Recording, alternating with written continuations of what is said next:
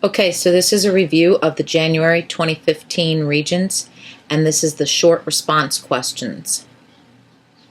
I'm going to go through each one of them and go through the steps that you would need to do in order to answer them.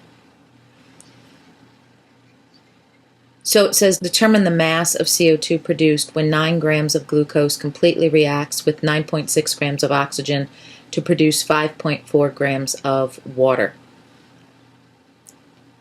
This question refers to the law of conservation of mass, and when they give you a balanced equation, you just have to write the grams underneath wherever, each reactant or product, and then figure out what's missing. So determine the mass of CO2 produced. So you don't know CO2. You have 9 grams of glucose, which is this, reacts with 9.6 grams of oxygen. Remember that your arrow acts as an equal sign, and you have 5.4 grams of water. Law of conservation of mass tells us that what we start with, we must finish with. However, it can be rearranged in a new form. So if I started with a total of 18.6 grams on the left, then I need a total of 18.6 grams on the right. So basically you're solving for x. So 18.6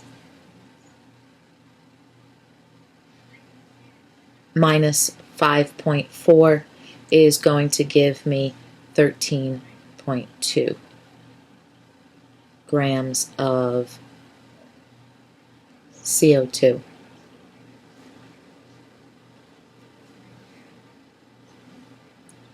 Compare the entropy of the reactants to the entropy of the products. So you're looking at the state of matter. So I have a solid and a gas, and then I'm going to 6 moles of gas. So the 6 moles of gas and 6 moles of gas are kind of the same, but then I'm going to 6 moles of liquid. So my entropy is definitely increasing because I'm going from solid and gas to gas and liquid.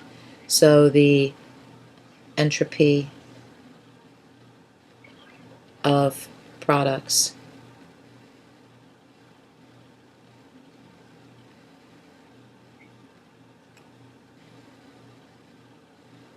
is greater than reactants.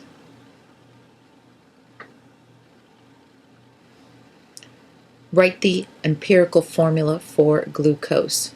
So glucose is C6H12O6.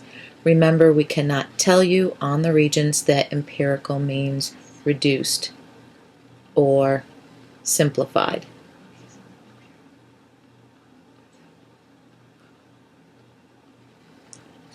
So you have to find the common factor here. It's going to be 6. 6 goes into 6 once, 6 goes into 12 twice, and 6 goes into 6 once. So basically you have CH2O as your answer.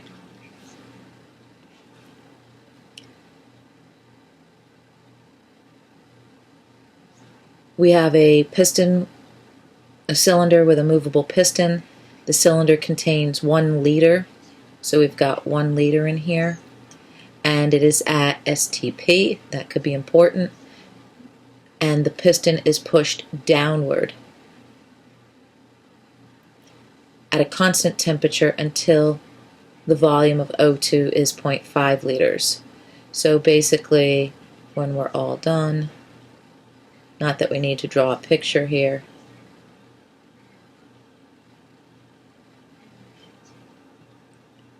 but we've got 0.5 in here. Determine the new pressure in the cylinder in atmospheres.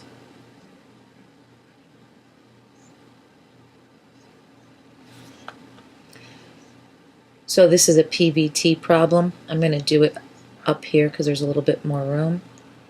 PVT, P1V1T1 equals P2V2 T2. So I'm starting at a pressure of 1 because that's standard pressure and they want the answer in atmospheres. So 1 atm my volume is 1 liter, and my temperature is 273 Kelvin, because that's standard temperature. I don't know P2, that's what they want me to find. This is going to be 0.5 liters, and my temperature is also 273. Temperature is constant, so I can get rid of 273. So I basically have 1 divided by 0.5, and I'm going to get 2 atmospheres.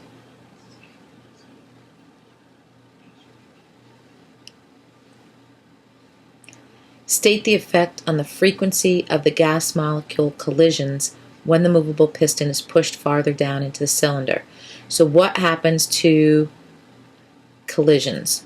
Well, as I'm increasing the pressure, I'm decreasing the volume.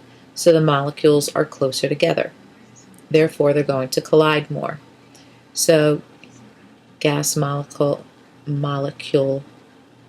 collisions increase.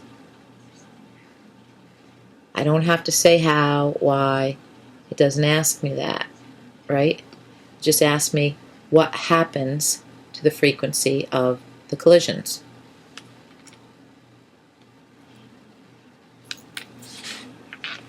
I know this is a little hard to see, but there was a lot on this page. So I've got ethane, methane, methanol, and water.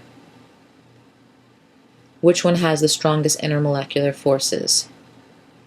There is a direct relationship. Whoa, I don't know what happened there.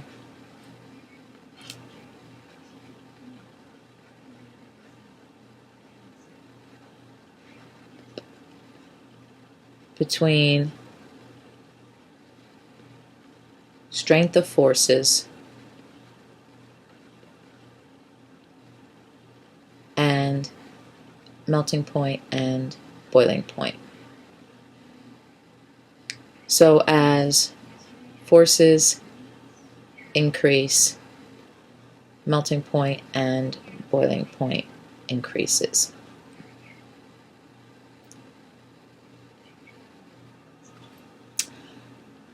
So what do we know?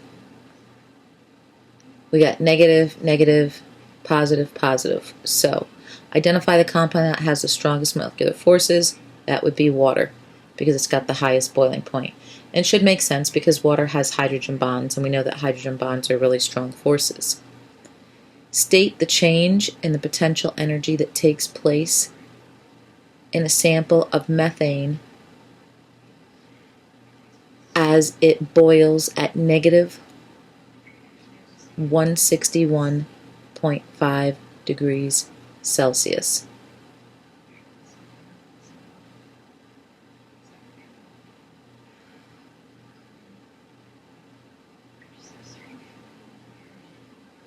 So boiling is a phase change. And remember that phase changes, the plateau, potential energy changes. Plateau begins with P, potential energy begins with P. So at our plateaus, potential energy increases, and kinetic is constant. Ke is constant. And then at our slants, the opposite happens. Here Ke increases, and potential is constant. Same here and here. So what's happening is potential energy is increasing. I just wrote that in the wrong spot. There we go. All right, explain in terms of molecular polarity why the solubility of methanol in water is greater than the solubility of methane in water. You guys just had this on a review quiz that I did. You have to know that water is polar. If something is soluble in water, it's because it has a similar polarity. If it does not dissolve in water, then it's nonpolar. So methanol is more polar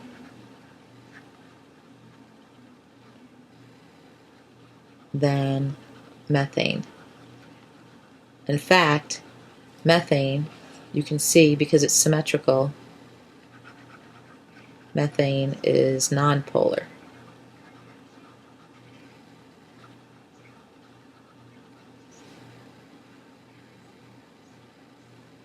Alright, and you need to know that water is polar.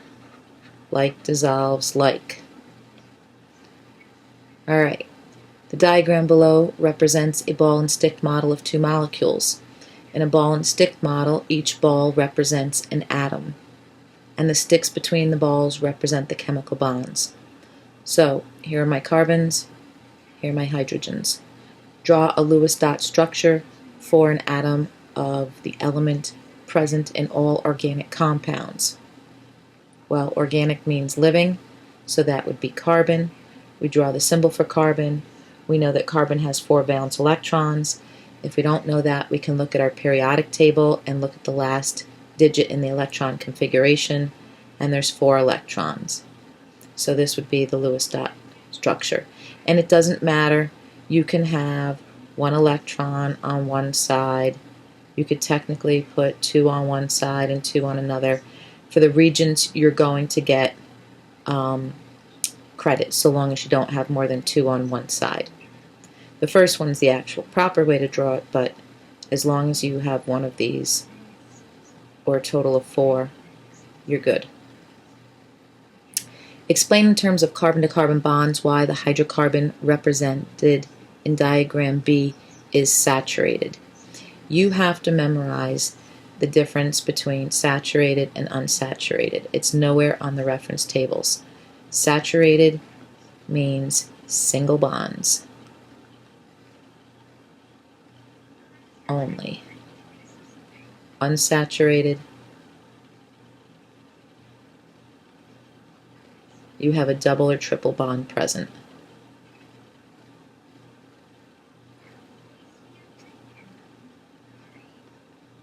So if you look here, these are all single bonds.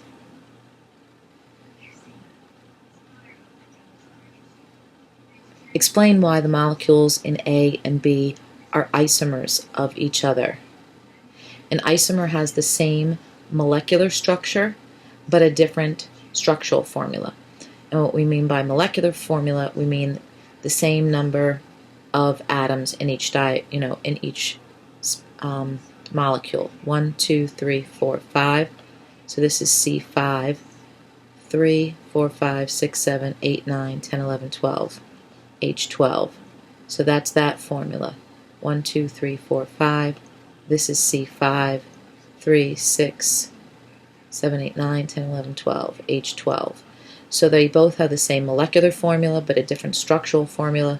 So they have this different chemical and physical properties. So this would be same molecular formula,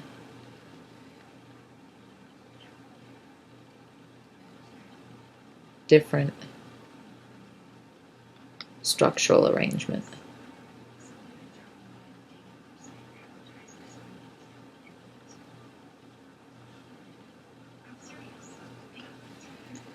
Okay.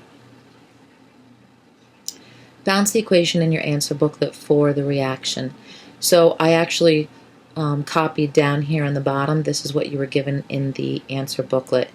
Notice that you have an even an odd number of oxygens. You have to find the least common multiple. The least common multiple is 6. So if I put a 3 here, 3 times 2 is 6. If I put a 2 here, 2 times 3 is 6. But that gives me 2 times 2, 4 FEs, so I have to put a 4 there. Determine the change in oxidation state for the oxygen in this reaction.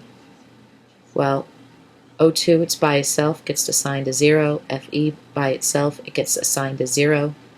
Oxygen here is -2 times 3 is -6. Remember that the whole compound has to be neutral and equal 0. So that means that this has to be +6. So there's 2 of them. So +6 divided by 2 is +3. But you kind of knew that this was +3 because this 3 down here came from above the Fe, because as we drop and cross, right, we can go up and over. What I mean by that is if this was plus 3, this was minus 2, I'm going to bring this down here and this here. So I get Fe2O3. That's how I write the formula. But I can also go up and over. This 3 came from here, and this 2 came from here.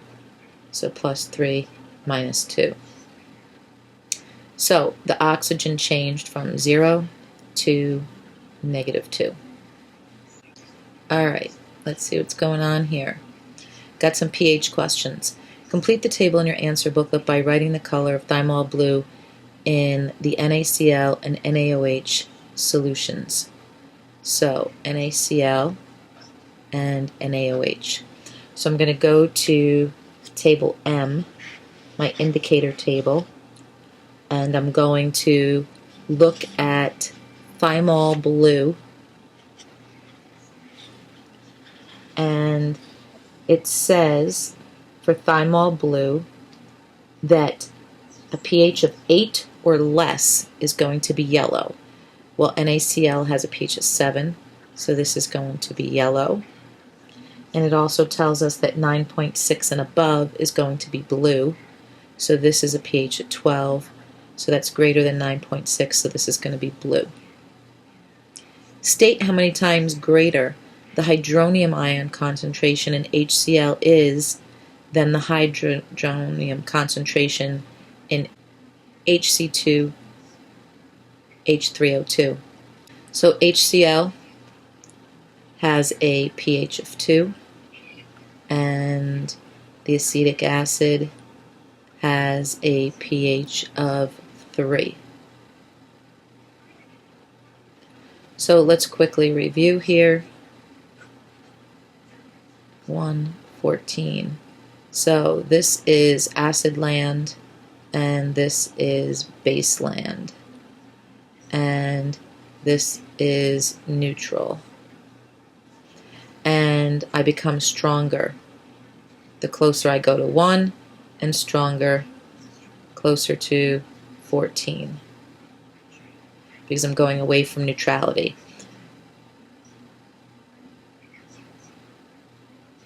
So it says state how many times greater the hydronium concentration in HCl is than the hydronium concentration.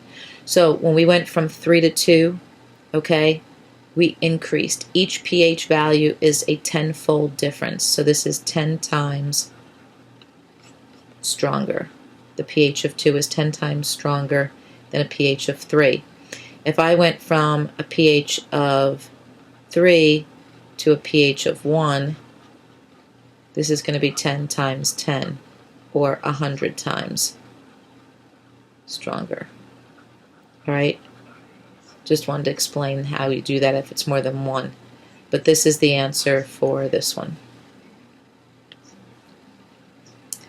Okay. There's 6 elements in group 14 on the periodic table. One of these elements has the symbol UUG, which is a temporary systematic symbol. The element is now known as flervovium. Identify an element in group 14 that is classified as a metalloid. So we have to go to our periodic table. We have to go to group 14. Remember, your metalloids are the 5 on top of the staircase. So that is, sorry, should draw the staircase. So we have B, Si, As, Te, and At. And then the 2 in the middle on the bottom, we have Ge and Sb. So this is group 13, this is group 14. So you could have listed either this one or this one, and they're metalloids. So either Si or Ge. Explain in terms of electron shells why each successive element in group 14 has a larger atomic radius as the elements are considered in order of increasing atomic number. So you have to talk about electron shells. So as you go down the group, each successive element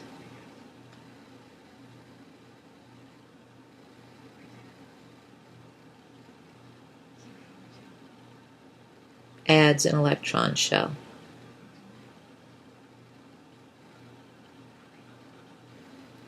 So therefore, the radius is getting bigger.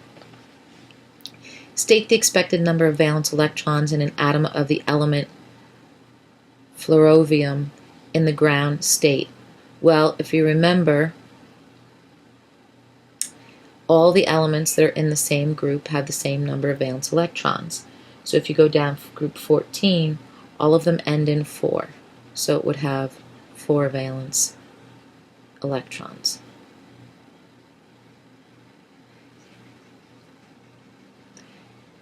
A student made a copper bracelet by hammering a small copper bar into the desired shape. The bracelet has a mass of 30.1 grams, that might be important, and was at a temperature of 21 degrees in the classroom. After the student wore the bracelet reached a temperature of 33 degrees. Later, the student removed the bracelet and placed it on the desk at home, where it cooled from 33 to 19. The specific heat capacity for the copper is 0.385. Explain in terms of heat flow the change in temperature of the bracelet when the student wore the bracelet.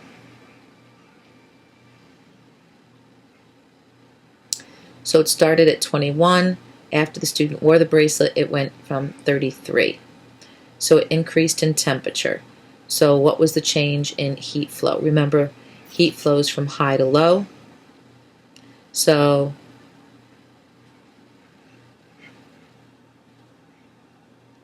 heat traveled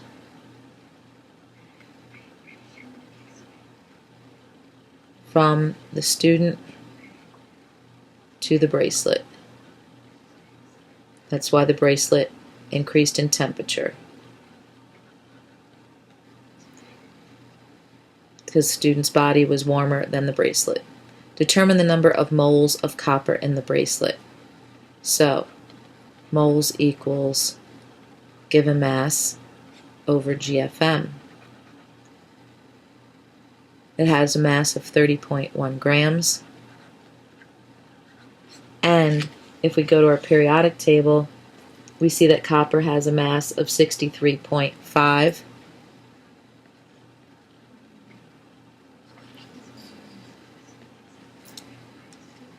So I've got 30.1 divided by 63.5. And I get 0.474 moles.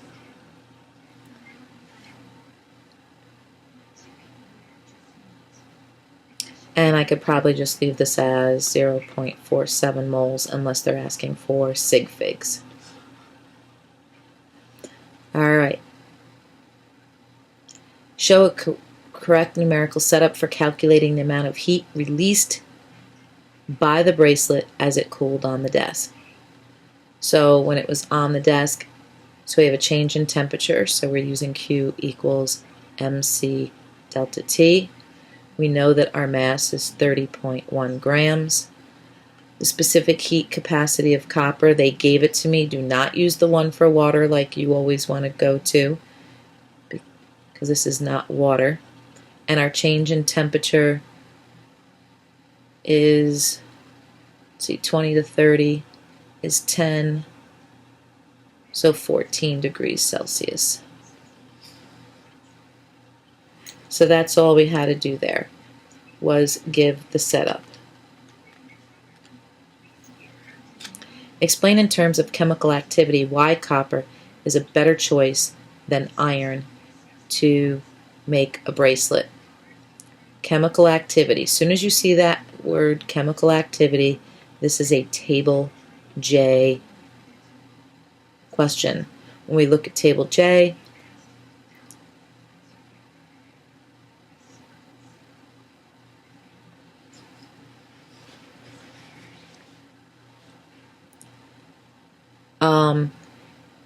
copper is less reactive.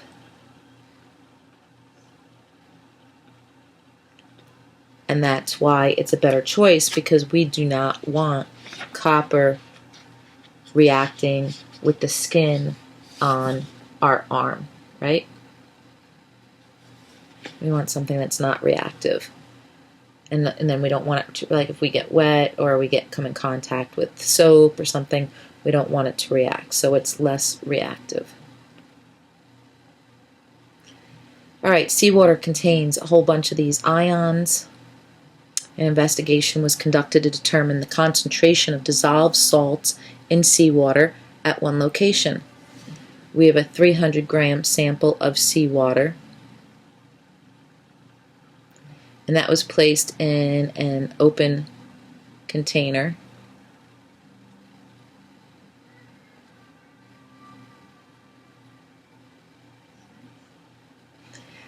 After a week, all the seawater had evaporated, and we had 10 grams of solid salt. Determine the concentration expressed as percent by mass of the salt in the original sample. So our part is our salt, which is, so percent comp is part over whole times 100.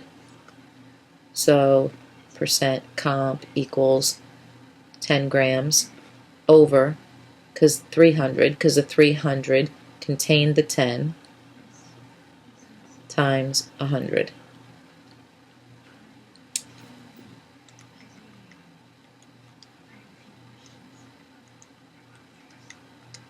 So that's 3.3%. It's repeating, actually. At standard pressure, compare the freezing point of the seawater to the freezing point of the distilled water. Well, water is covalent. It's only going to have one piece. It does not dissolve. Seawater, okay, even if it's NaCl, it's going to have at least 2 ions. So the freezing point of the seawater would be lower than the freezing point of regular water. That's why we put salt on the roads in the winter.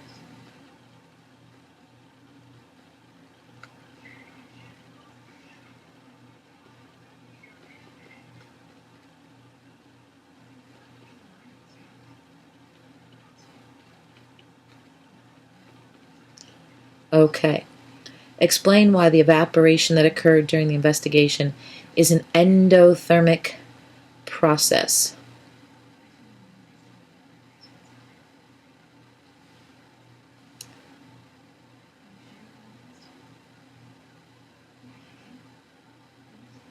It was endothermic because energy was absorbed. So that's basically all they're asking there. Okay, we have an organic compound here. It says a student makes an aqueous solution of lactic acid. A formula for one form of lactic acid is shown here. The solution is placed in a sealed flask to be used in a laboratory investigation. The equation below represents the lactic acid equilibrium system in the flask. So we've got this whole thing yields H plus this negative ion. So H plus and the lactate ion. Identify one organic functional group in a molecule of lactic acid. Well, there's more than one. You have the C double bond OH, so you're going to table R, and you're matching this up to the functional group table, or you have an OH. So you could have written OH or COOH.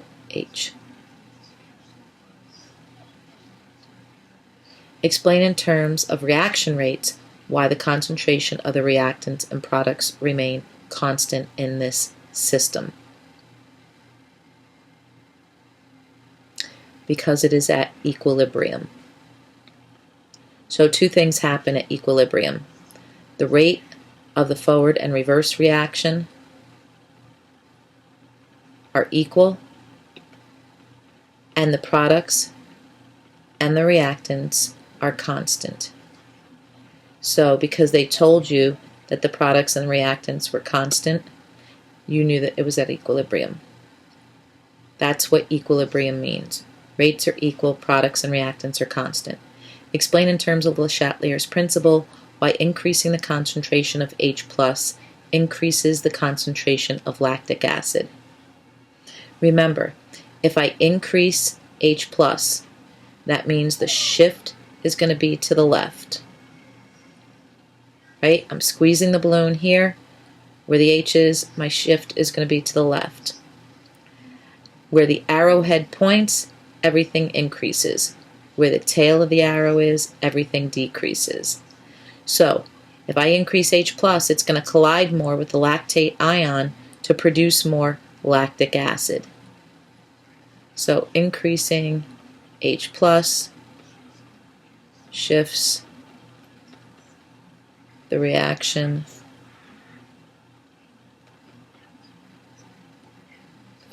to the left, producing more lactic acid.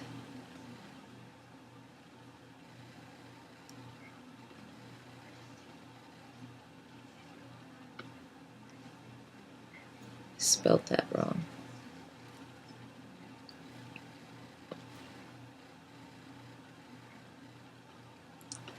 Okay, I think we're almost done.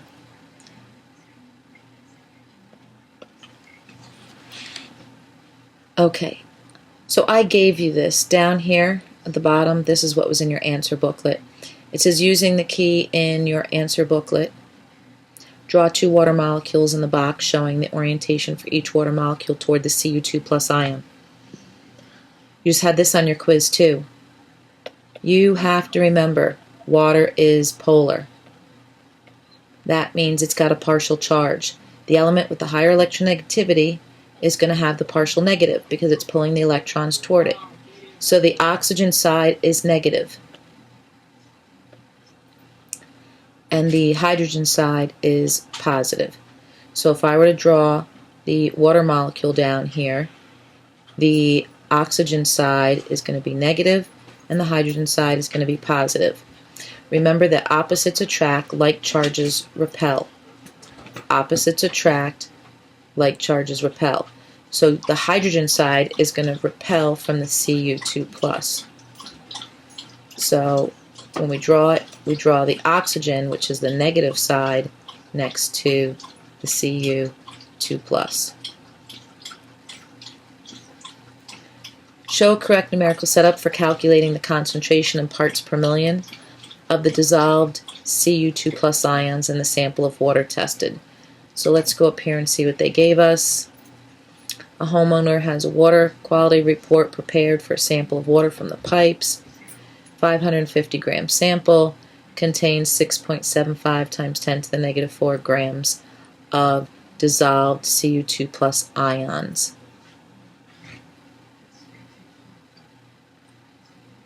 Alright, so parts per million, I'm going to do this down here, equals grams of solute, which is the 6.75 times 10 to the minus 4 grams of dissolved copper. My whole solution is 550 grams times 10 to the 6th, or 1 million.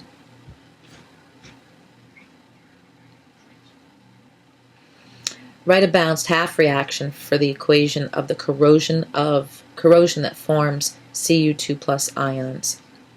So you're starting with copper, metal, and the copper pipes corrode. Copper atoms oxidize. So we're starting with Cu, and it's going to Cu2+. So it started at 0. We have to balance this with 2 electrons. Positive 2 and negative 2 is 0. Okay, finishing up with some nuclear. Determine the number of neutrons in an atom of the uranium isotope used in the breeder reactor.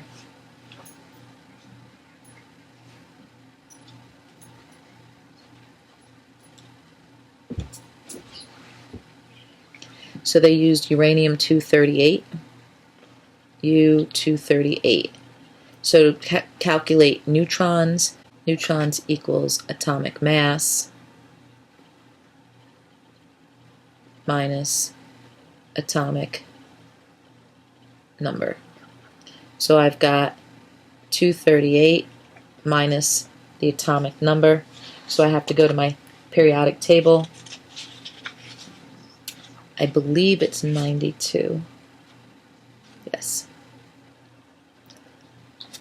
So we've got 238 minus 92. That gives us 146. And that's our number of neutrons. Alright, based on table N, identify the decay mode of the plutonium radioisotope produced in the breeder reactor. So produces 239. If we go to table N,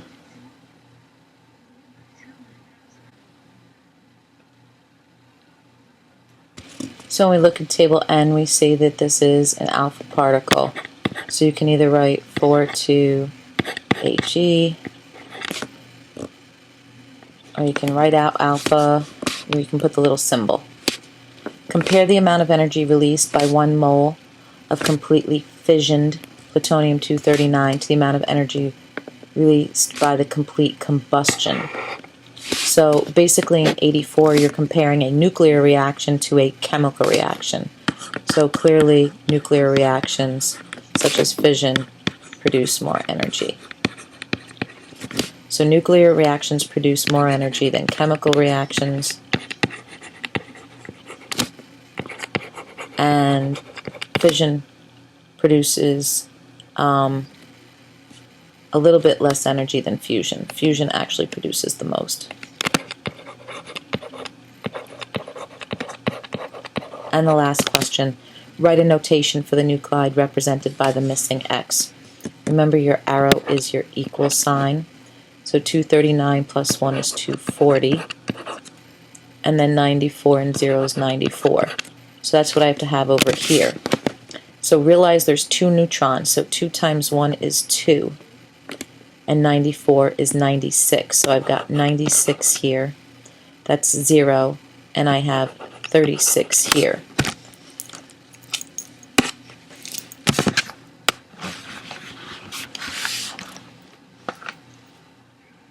So 240 minus 96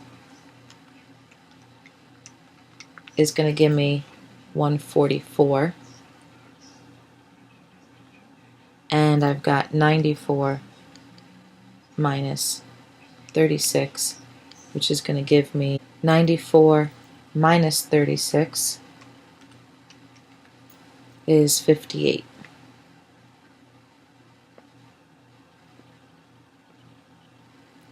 So I've got 44 and 58. And when I look that up in the periodic table, atomic number 58 is Ce.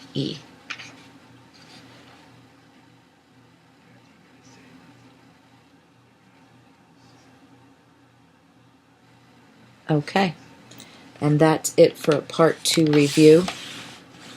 I will try to do another one since that's what a lot of people were asking for.